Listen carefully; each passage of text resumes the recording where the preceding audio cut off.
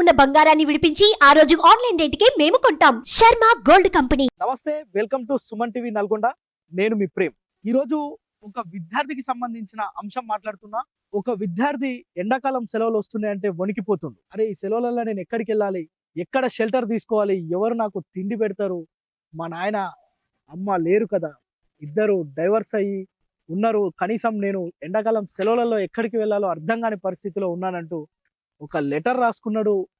ఇంకొక నెల రోజులైతే ఎగ్జామ్స్, నెల రోజుల తర్వాత నా పరిస్థితి ఏంటనే ఆ ఆవేదనతో వచ్చిన ఒక లెటర్ ఇది. ఈ లెటర్ ఎందుకు బయటికి వచ్చింది, ఈ లెటర్ ని ఎందుకు రాయాల్సి వచ్చింది, ఈ విద్యార్థి ఎవరు, అంత బాధ ఏముంది, ఇంత లెటర్ రాసుకునే అంత కష్టం ఏముందో మనం ఈరోజు తెలుసుకుందాం. నల్గొండ జిల్లా నకరేకల్ పరిధిలోని మూసి దగ్గర మనం ఉన్నాం. మహాత్మా జ్యోతిబా పూలే బీసీ గురుకుల విద్యాలయంలో ఒక 8వ తరగతి చదువుతున్న విద్యార్థి యొక్క బాధతో నిండిన ఈ లెటర్. దీనికి సంబంధించిన పూర్తి వివరాలు మనం తెలుసుకుందాం. ఇప్పుడు పాఠశాలకు వచ్చినాం. అసలు ఆ విద్యార్థి బాధ ఏంటి, ఎలా ఉన్నాడు, ఎలా చదువుతున్నాడు, రేపు ఎక్కడికి వెళ్తాడు, ఆయన ఆలనా పాలన చూసేది ఎవరు, ఇవన్నీ తెలుసుకుందాం రండి.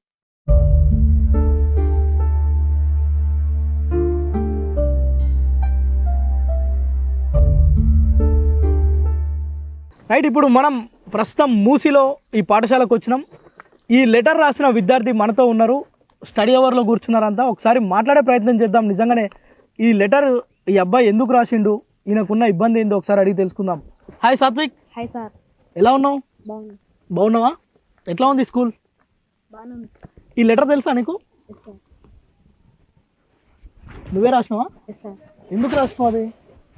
సమ్మర్ హాలిడేస్ కొద్ది రోజులు ఉండగా ఇంట్లో పరిస్థితి బాగాలేక నేను రాసేసాను. పరిస్థితి బాగాలేదంటే ఏమైంది?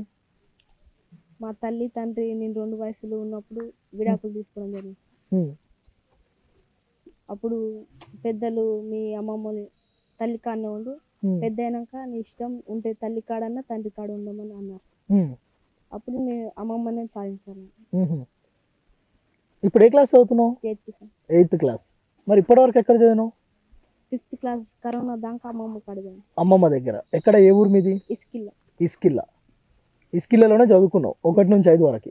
ప్రైవేట్ స్కూల్, రామన్నపేటలో. తర్వాత అది కరోనా చదవలేదు సార్. కరోనాలో చదవలే. 7th డైరెక్ట్ మా డాడీ కాడికి పంపిస్తే డాడీ కాడికి చదువుతుంది. అచ్చా, ఏం చేసేది మీ డాడీ? పెట్రోల్ బంక్లో పనిచేసేది. పెట్రోల్ బంక్లో వర్క్ చేసేది. మమ్మీ హైదరాబాద్లో వర్క్ చేసేది. తెలుసా నీకు? ఇద్దరి దగ్గర ఉన్నావా కొద్ది రోజులన్నా? తెలుసు సార్. నేను వచ్చినప్పటి నుంచి వెళ్ళి నేను మా అమ్మమ్మ ఇంటికి ఉన్నాను సార్. అమ్మమ్మ దగ్గరే ఉన్నావు. ఈ స్కూల్కి ఎట్లా వచ్చినావు మరి? ఎగ్జామ్ రాసాను సార్ 7th. ఏం ఎగ్జామ్? MJP entrance exam. ఎవరు చెప్పారు నీకు ఎగ్జామ్ రాయాలని? మా ఫ్రెండ్స్ అట్లా అనుకుంటుంటే విన్నావు. అంటే చదువుకోవాలని నీకు ఇష్టమా? Yes sir. అయితే రేపు అంటే జనరల్గా నువ్వు స్కూల్లో చదువుకుంటున్నావు, బాగానే ఉంది. మరి ఈ లెటర్ ఎందుకు రాసినావు అసలు? రేపు వేసవి సెలవులు వస్తుంటే మా నాన్నమ్మ కాలు ఇరి కింద పడ్డా సార్. ఆమెకు చేస్తానికి మా డాడీ ఉంది. ఇప్పుడు నేను సమ్మర్ హాలిడేస్లో ఎవరి కాడికి వెళ్ళి చదువుకోవాలి, ఓడి కాడికి వెళ్ళి ఉండాలి, నాకు ఓడి తిండి పెడతారని బాధతో రాసినావు. తెలుసా, ఈ లెటర్ చాలా మంది దగ్గరికి పోయింది. నువ్వు రాసుకున్న లెటర్ చాలా మందికి తెలిసిపోయింది సోషల్ మీడియాలో. తెలుసు. నీకు తెలియదు. మేము అందుకే వచ్చినాం ఇక్కడ. అసలు నిజంగానే ఒక 8వ తరగతి చదువుకునే అబ్బాయి ఇంత పెద్ద లెటర్ ఎందుకు రాసుకొచ్చింది? నిజంగా అంటే ఈ అబ్బాయి ఏదైతే చెప్పిండో 2 సంవత్సరాల వయసులోనే తల్లిదండ్రులకు విడాకులు కావడం, తర్వాత 8వ తరగతి అంటే ప్రస్తుతం 8వ తరగతి చదువుతున్నాడు. ఇప్పటి వరకు హాస్టల్లో అంటే గురుకుల పాఠశాలలో 7 నుంచి 8 ఈ స్కూల్లో చదువుతున్నాడు. కానీ రేపు వచ్చేది సమ్మర్ హాలిడేస్. జనరల్గా పిల్లలందరూ హాలిడేస్ వస్తున్నాయంటే ఎంజాయ్ చేస్తారు, ఎగిరి గంతేస్తారు. కానీ ఈ అబ్బాయి ఈ సెలవుల్లో నేను ఎక్కడికి వెళ్ళాలి అని ఇంత పెద్ద లెటర్ రాసిండు. నిజంగా ఈ లెటర్ సోషల్ మీడియాలో మనకు రావడంతోనే సుమన్ టీవీ నిజంగా ఈ అబ్బాయి సమస్య ఏంటో తెలుసుకుందాం. ఈ అబ్బాయికి ఉన్న సమస్యను మనం సమాజానికి తెలుపుదాం. ఇలాంటి పిల్లలు కూడా పాఠశాలల్లో హాస్టల్స్లో ఉండి చదువుకుంటున్నారు. నిజంగా కూడా అంటే ఈ లెటర్ చూసినప్పుడు ఎంత బాధ అనిపించిందంటే, ఇట్లాంటి పిల్లలు కూడా ఉన్నారా అంటే వీడి సమస్య ఎవరికి చెప్పుకోలేక ఇంత పెద్ద లెటర్ రాసుకుండు. నిజంగా ఈ లెటర్లో ఒక మాటలో చెప్పాలంటే ఈ లెటర్ చదివితే కన్నీరు ఆగవు ఇంకా ఎవరికి కూడా. అంటే అట్లాంటి విషయాలు ఇందులో రాసుకున్నాడు అనమాట. అయితే సాత్విక్, నువ్వు ఇందులో ఎవరు ఇందులో ఎట్లా చేరినావు ఈ స్కూల్లో? ఎగ్జామ్ రాసి ఇందులోకి వచ్చావు కదా, మరి ఇందులో నీ బాధలు ఎవరికి చెప్పుకునేది? నీకు పెన్నులు కావాలి, పెన్సిల్ కావాలి, ఎవరిచ్చేది? వచ్చేటప్పుడు డైరెక్ట్ తెచ్చుకుంది సార్ అన్న. అక్కడ ఎవరు అమ్మమ్మ చూసేదా? అమ్మమ్మ పైసలు ఇచ్చేస్తారు. మరి ఇప్పుడు లేదా అమ్మమ్మ లేదా? ఉంది సార్. ఉంది, కానీ ఏమైంది?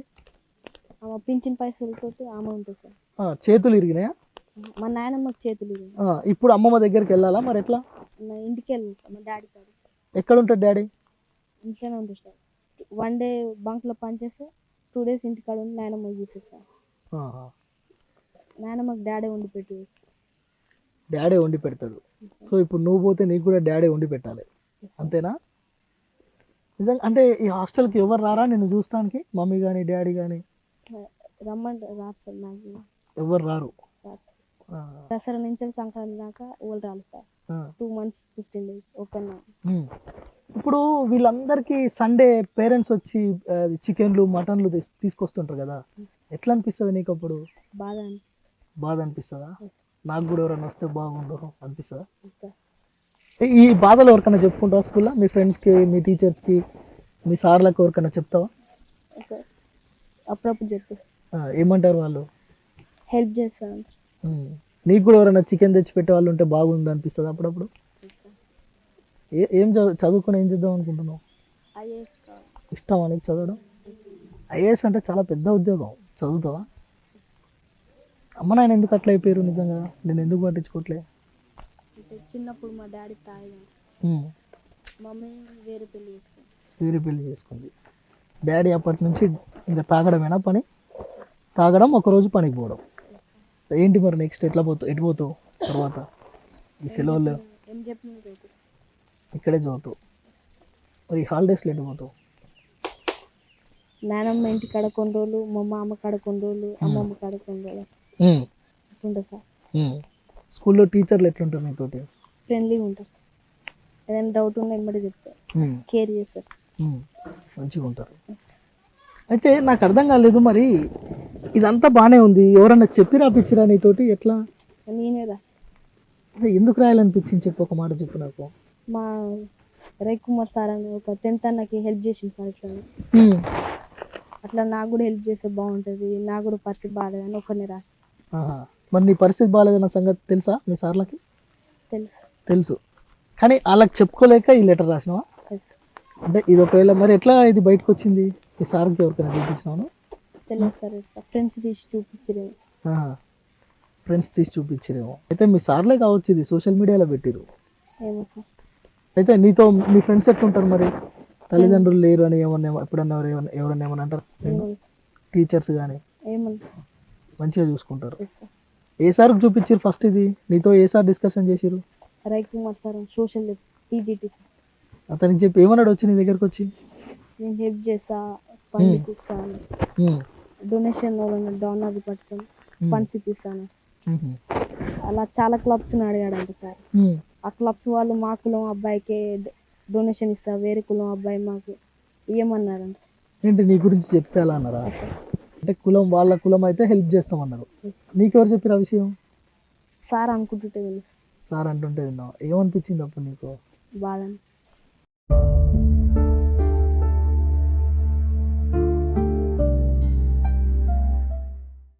అసలు అందుకోసమనే మనం సుమన్ టీవీ ద్వారా ఇట్లాంటి పిల్లలు ఉన్నారు, ఇంకా చదువు మీద ఆసక్తి ఉన్నవారు, కొంత జీవితంలో ఏదో సాధించాలి కానీ కుటుంబ పరిస్థితులు బాగలేవు, అమ్మ నాయన లేరు, ఉన్నా పట్టించుకునే పరిస్థితులు లేరు అని చెప్పి ఇలాంటి పిల్లలు ఉన్నారని చెప్పే ప్రయత్నమే ఒకటి సుమన్ టీవీ ద్వారా చేస్తున్నాం.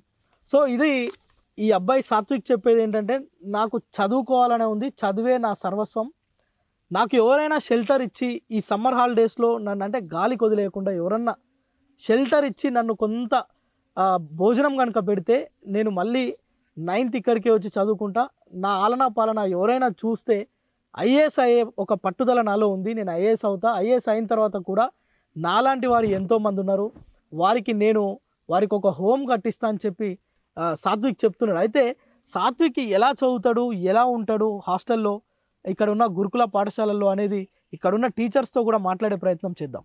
అయితే ఈ లెటర్ రాసిన సాత్విక్కి సంబంధించిన క్లాస్ టీచర్ మనతో ఉన్నారు. నిజంగానే ఈ లెటర్ ఎవరు చూసిరు, ఈ అబ్బాయి ఎలా చదువుతాడు ఒకసారి మాట్లాడే ప్రయత్నం చేద్దాం. సార్ చెప్పండి, ఈ లెటర్ చూసారా మీరు? అవును సార్, చూశాను, చదివాను. చదివి అతనికి ఏదైనా చేయాలి అనే ఉద్దేశంతో కొంత ప్రయత్నం చేశాను సార్. సోషల్ మీడియాలో అది నేను కొన్ని క్లబ్లకు అడిగితే వాళ్ళు సోషల్ మీడియాలో పెట్టారు. ఆ విధంగా మీ దగ్గర వచ్చిందని నేను అనుకుంటున్నాను. ఎట్లా చదివేటోడు అబ్బాయి, ఎట్లుండేటోడు అసలు? ఈ స్కూల్కి వచ్చినప్పుడు ఎట్లా ఉండే, ఈ రోజు ఎట్లా ఉండే, అబ్బాయి బిహేవియర్ ఎట్లుంటది? అబ్బాయి ఈ స్కూల్కి ఎంటర్ అయినప్పుడు సార్, తను ఒక వైట్ బ్యాగ్ మాసిన బట్టలతోటి ఈ స్కూల్కి వచ్చిండు సార్. వచ్చి డైరెక్ట్ ఎవరు రాలేదు, పేరెంట్స్ లేరు, ఎవరు లేరు. ఎంట్రన్స్ లో అబ్బాయికి సీట్ రావడంతో ఈ స్కూల్ అలాట్ అయిందని ఈ స్కూల్కి వచ్చిండు సార్. ఒక చిన్న నోకియా ఫోన్ ఉంది అబ్బాయి దగ్గర. తను డైరెక్ట్ గా వచ్చి, సార్ ఈ స్కూల్ ఎలా ఉంటది, బాగుంటుందా, ఇక్కడ చదువుకోవచ్చా అన్నాడు.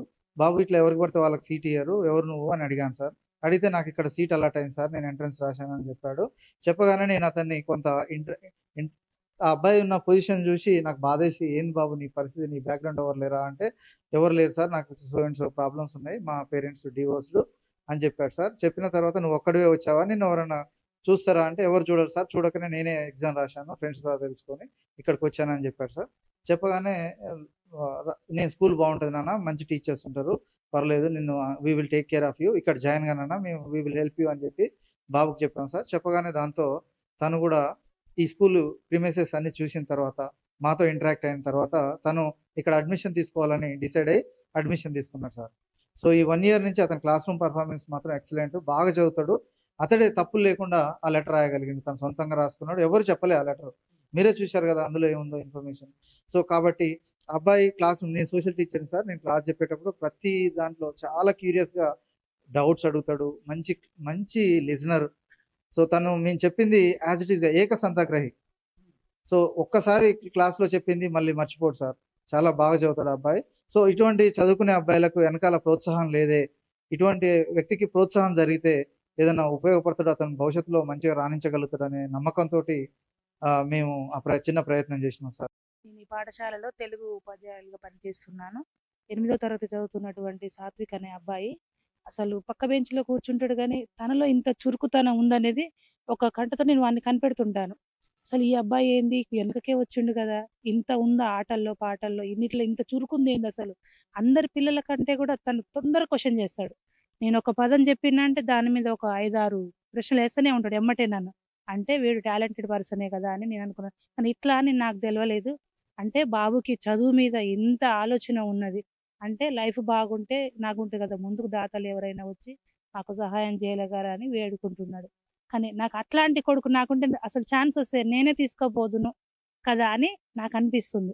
రైట్, నిజంగా ఇది సాత్విక్, ఏదైతే ఈ మహాత్మా జ్యోతిబా పూలే గురుకుల పాఠశాలలో 8th క్లాస్ చదువుతున్న సాత్విక్ రాసుకున్న లెటరు నిజంగా ఇక్కడున్న విద్యార్థులనే కాదు, టీచర్లను కూడా, వాళ్ళు నిజంగా కూడా ఒక తల్లిదండ్రిలాగా వారు వాళ్ళను ఆదరించబట్టే ఇలాంటి అబ్బాయిలు కూడా చదువుకుంటున్న పరిస్థితి ఉంది. ఇట్లాంటి వారికి నిజంగా సమాజంలో ఎంతో మానవతావాదులు, అంటే సమాజంలో ఏదో సేవ చేయాలనే తపన ఉన్న వాళ్ళు ఎంతో మంది ఉంటారు. అలాంటి వారు స్పందించి ఇలాంటి విద్యార్థులకు, సాత్విక్ లాంటి విద్యార్థులకు కొంత చేయుతనిచ్చి, షెల్టర్ ఇచ్చి, ఒక ముద్ద అన్నం పెడితే రేపు ఈ భావి తరానికి ఒక మంచి పౌరుడుగా తీర్చిదిద్దే సదవకాశం ఇది ఉంటుందని చెప్పొచ్చు. అయితే ముఖ్యంగా ఈ అబ్బాయిని కనుక కొంత ఈ సమ్మరే కాదు, కొంత చదువుకున్నంత రోజులు ఈ అబ్బాయికి కొంత ఆర్థికంగా చేయుతను అందిస్తే గనక మనసున్న వారు ముందుకొచ్చి అబ్బాయిని చేరదీయాలని సుమన్ టీవీ మనసారా వేడుకుంటారు.